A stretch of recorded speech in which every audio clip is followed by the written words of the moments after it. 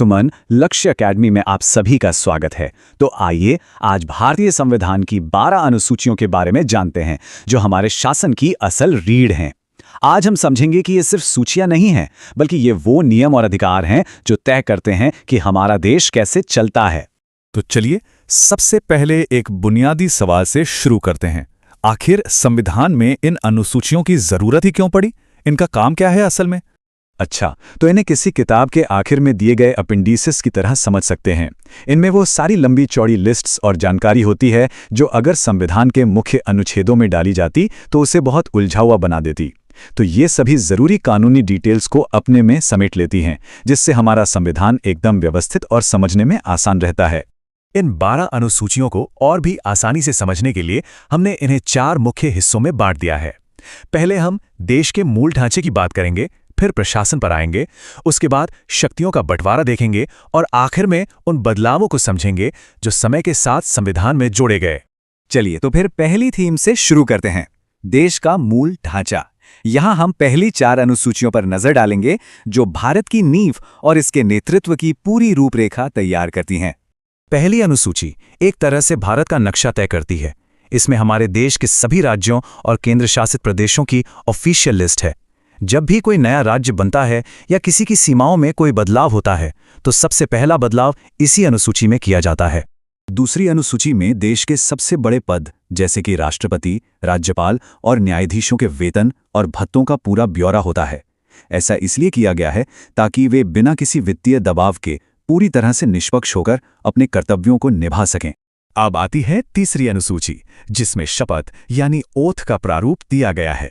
जब भी कोई मंत्री, सांसद या जज अपना पद संभालता है तो वो इसी अनुसूची में लिखे एक एक शब्द के अनुसार संविधान के प्रति निष्ठा की शपथ लेता है। और चौथी अनुसूची में राज्यसभा की सीटों का बंटवारा तय किया गया है। ये पक्का करती है कि हर राज्य को उसकी आबादी के हिसाब से संसद के ऊपरी सदन में प्रतिनिधित्व मिले, जिससे हमारे देश का संघीय संतुलन बना रहे। अब आते हैं दूसरे भाग पर, प्रशासन और विशेष प्रावधान। यहां हम ये देखेंगे कि हमारा संविधान कैसे कुछ खास समुदायों और क्षेत्रों की जरूरतों का ध्यान रखता है।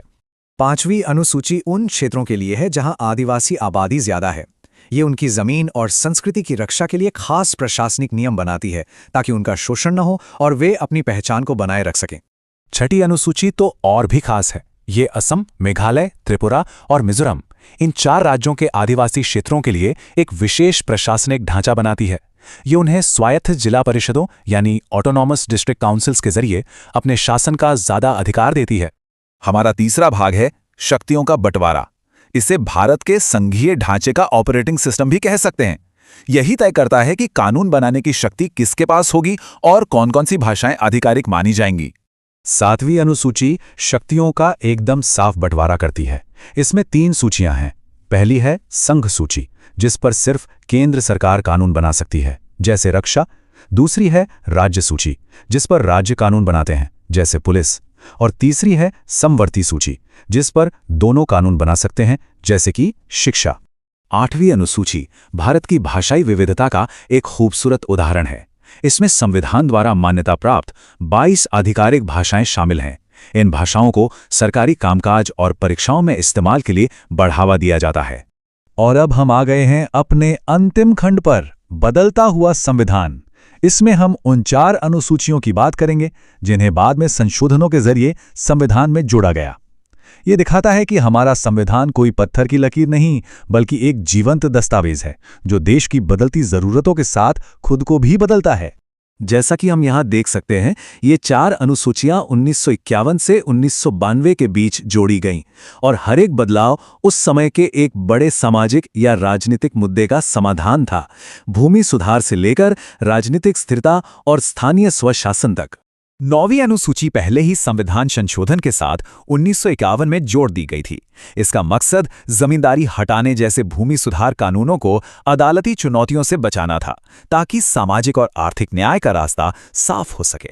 10वीं अनुसूची, जिसे आया राम गया राम की राजनीति को रोकने वाला दल बदल विरोधी कानून भी कहते हैं, 1985 में लाया गया। ये चुने हुए नेताओं को अपनी पार्टी बदलने से रोकता है, जिससे सरकारों में स्थिरता बनी रहती है। 11वीं अनुसूची लोकतंत्र को सीधा गांव की जमीन तक ले जाती है। यह पंचायतों को 29 विषयों पर अधिकार देती है, जैसे सड़कें, पीने का पानी और स्थानीय स्कूल, ताकि गांव अपने विकास के फैसले खुद ले सकें।